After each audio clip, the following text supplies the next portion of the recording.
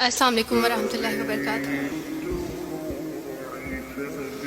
उम्मीद करती हूँ आप सब बहन भाई खैरियत से होंगे और अल्लाह ताला हम सब के रोज़े हमारे अमाल को कबूल फरमाए। मैं ना बड़ी रोतलू हूँ तो इसलिए मेरी आवाज़ शुरू में ही रोने वाली हो जाती है। हाँ, मैं वही इंसान हूँ जो वारिस मामू के लिए बद दुआएँ करती थी, लेकिन मैं अभी पीछे एक बच्ची को बता रही थी कि वारिस मामू अपनी झोली उठा के रातों को दुआएं करते होते थे कि चांद इस्लाम कबूल कर ले। तो दुआएं कभी रद्द नहीं जाती, वो दुआएं जो अल्लाह से मांगी जाती हैं वो दुआएं कभी रद्द नहीं जाती। मैंने अपनी 25 साल ज़िंदगी जो थी वो क्रिश्चियनिटी में अच्छी खासी प्रीचिंग में गुजारी। मैं चर्च में प्रीच करती थी, कलाम पेश करती थी। एक आप कह लें कि कटर मसीही थी मैं, और ऐसी मसीही थी जो वारिस मामू को यानी बोलने नहीं देती थी फैमिली में। जब मुझे पता चलता था कि आज वारिस मामू फलां फैमिली में विजिट करके गए हैं, मैं उस घर में पहुंच जाती थी। इससे पहले कि वारिस मामू की बातें उनके ज़हन पे असर करें, मुझे खुदा का कलाम पेश करना है, उनके घर पे जाके दुआ करनी है ताकि शैतान अपना काम ना करे। बिकॉज मेरे नज़दीक वारिस मामू जो काम कर रहे थे वो शैतान का काम था, क्योंकि वो खुदावन से दूर कर रहे थे मेरे लोगों को। तो मैं उस फैमिली में पहुँच जाती थी, अपने लोगों को चाहती थी कि वो खुदावन के साथ जुड़े रहें, वो कभी खुदावन का इनकार ना करें, वो यीशु मसीह का इनकार ना करें। ये सब मेरी यानी मैं आप कह लें कि एक स्ट्रॉन्ग वर्क करती थी। मुझे इस चीज़ का डर रहता था कि वारिस मामू की वजह से अब मज़ीद लोग इस्लाम कबूल ना करें, लेकिन क्या पता था कि अल्लाह ताला मुझे ही दायरा इस्लाम में ले आएंगे और मैं ही वो शख्स बनूंगी जो इस्लाम कबूल करेगी। CSS कर रही थी, मैंने BA कंप्लीट किया अपना, और उसके बाद मैं CSS कर रही थी। उसके दौरान अल्लाह ताला ने मुझे ये तौफीक दी कि स्टडी ऑफ डिफरेंट रिलीजियंस की किताब पढ़ने के दौरान ये सब्जेक्ट जब मैं पढ़ी थी तो मुझे पता चला कि इस्लाम ही खूबसूरत मज़हब है। अच्छा, आप यकीन जाने वारिस मामू रमज़ान में कुरान पाक डिस्ट्रीब्यूट करते थे और राशन देते थे। तो मेरे भाई के एक जहाँ ड्यूटी करते हैं वहाँ एक अंकल थे, गार्ड थे, उनके लिए कुरान पाक लेके इनसे रखा हुआ था और राशन भी लेके रखा हुआ था। और मैं उस कुरान पाक को ना छुपा छुपा के अपनी सेफ में रखती थी और डरती थी कि किसी दिन मैं इसको खोल ना लूँ। अक्सर एक दो दफ़ा पकड़ा कि खोल के देखूँ तो सही, कोई ना कोई गलती तो होगी ना इस कुरान में भी। ये तो बड़ी बातें करते हैं बाइबल के बारे में, कुछ ना कुछ तो होगा। लेकिन अब यकीन जाने एक डर था कि जिस दिन मैंने इस कुरान को पढ़ा मैं इस कुरान को अपना दिल दे बैठूंगी। और वही हुआ कि जब मैंने कुरान पढ़ा तो मैं इस पर ईमान लाए बगैर नहीं रह सकी। एक रात वारिस मामू को कॉल की और उनसे कहा कि 2 बजे का लगभग टाइम था, और इनसे कहा कि वारिस मामू मुझे आपसे ज़रूरी बात करनी है। तो इन्होंने कहा कि क्या बात है बेटी, कोई ज़िंदगी मौत की बात है? तो मैंने कहा कि ऐसे ही समझ लें, मैं रो रही थी। तो इन्होंने कहा कि सब खैरियत है। तो मैंने इनसे कहा कि बस बगैर कुछ कहे आप मुझे कलमा पढ़ा दें वारिस मामू। और वारिस मामू और मैं बिल्कुल खामोश थे।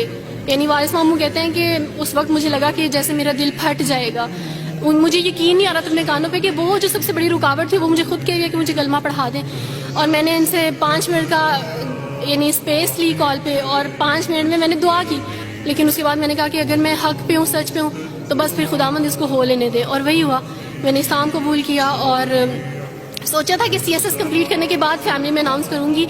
लेकिन अल्लाह ताला ने कुछ और मंसूबे बनाए होते हैं, इंसान के कुछ और मंसूबे होते हैं। आप यकीन जाने मेरी फैमिली को जल्दी पता चल गया। एक रात मेरे बाबा ने वारिस मामू को घर बुलाया और इनसे कहा कि हम चांद की शादी करना चाहते हैं, आप इससे पूछ दें कि अगर किसी को पसंद करते हो तो हम इसकी शादी उससे कर दें, हम जो है ना वो इसकी मर्ज़ी के ख़िलाफ़ नहीं जाएंगे। तो मैंने उनसे कहा कि आप ऐसा नहीं कर पाएंगे। उन्होंने कहा कि नहीं, हम कर सकते हैं। मुझे ये था कि मुझे पछतावा ना रहे कि मैंने शायद उस दिन पापा से बात करती तो पापा मान जाते। तो मैंने उनसे कहा कि पापा मैं एक मुसलमान मर्द से शादी करूँगी, आप ऐसा मेरे लिए कर सकते हैं? अगर आप किसी मुसलमान से मेरी शादी करेंगे तो ठीक है, मैं शादी करने के लिए तैयार हूँ। मेरे घर में एक सन्नाटा छा गया और इस खामोशी के बाद जो है यानी सब फैमिली वाले रोने शुरू हो गए। उन्होंने कहा कि आप अपने मज़हब में वापस आ जाओ। लेकिन ये है कि मैं दीन इस्लाम कबूल कर चुकी थी। आप यकीन जाने जिस तरह लोग मुख्तलिफ हैं उसी तरह उनके मसाइल भी मुख्तलिफ हैं। मुझे मेंटली बेइंतहा टॉर्चर किया गया। मेंटली मुझे यानी इस चीज़ का एहसास दिलवाया गया कि मामा पापा रोते हैं। मेरे पापा ने आप यकीन जाने खुद को फांसी लगाने की कोशिश की मेरी आंखों के सामने। मेरी मामा ने खुद पे पेट्रोल डाल दिया और खुद को जलाने की कोशिश की मेरी आंखों के सामने। और मैं अपने रूम में बैठी ये कहती थी कि अल्लाह अगर मैं हक पे हूँ ना तो मेरी फैमिली को कुछ नहीं होना चाहिए।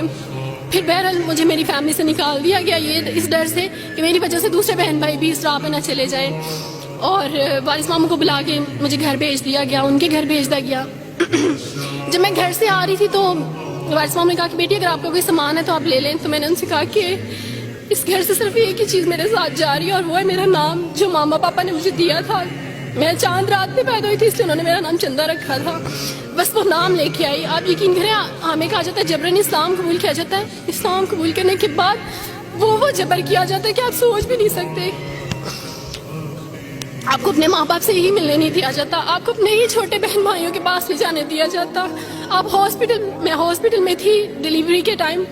آپ یقین جانے میرے پاس کوئی بھی نہیں تھا جو مجھے بیڈ سے اٹھا کے بٹھا سکتا.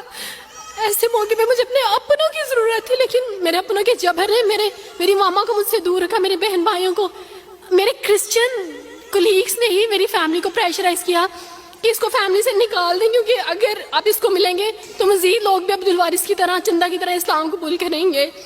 میں نا ہاسپٹل میں لوگوں سے کہتی تھی کہ مجھے بیڈ سے اٹھا کے بٹھا دیں, سیزیرین کے بعد میں اٹھ نہیں سکتی, میرا بیبی رو رہا ہے, کوئی مجھے بیبی پکڑا سکتا ہے. آئیڈیا ہی نہیں تھا ہاسپٹل میں کیا کیا لے کے جاتے ہیں. میرے پاس ایک ایسا دوپٹہ نہیں تھا جو میں چینج کر سکتی. ایسے موقعوں پہ آپ یقین جانے آزمائش اور جبر اسلام قبول کرنے کے بعد ملتا ہے. مجھے آپ سب سے توقع ہے, آپ سب اسلامک اداروں سے توقع ہے کہ اب آپ ہمارے لیے اسٹیپ لیں. ہمارے اپنوں نے تو ہمیں چھوڑ دیا, انہوں نے جو ہمارے ساتھ جبر کیا اس جبر کے بدلے آپ ہمارے ساتھ نیکی کریں. اب آپ کیا اسٹیپ لیتے ہیں نیو مسلمس کے لیے جن پر یہ الزام لگایا جاتا ہے کہ ان پہ جبر کیا جا رہا ہے. ہم پہ جبر نہیں, ہم پہ جبر اسلام قبول کروانے والوں نے نہیں کیا بلکہ جن کے گھروں سے ہم آئے تھے اسلام قبول کرنے کے بعد جبر تو ان کی طرف سے تھا. اچھا سر, کبھی کٹے بیٹھ کے روئیں گے.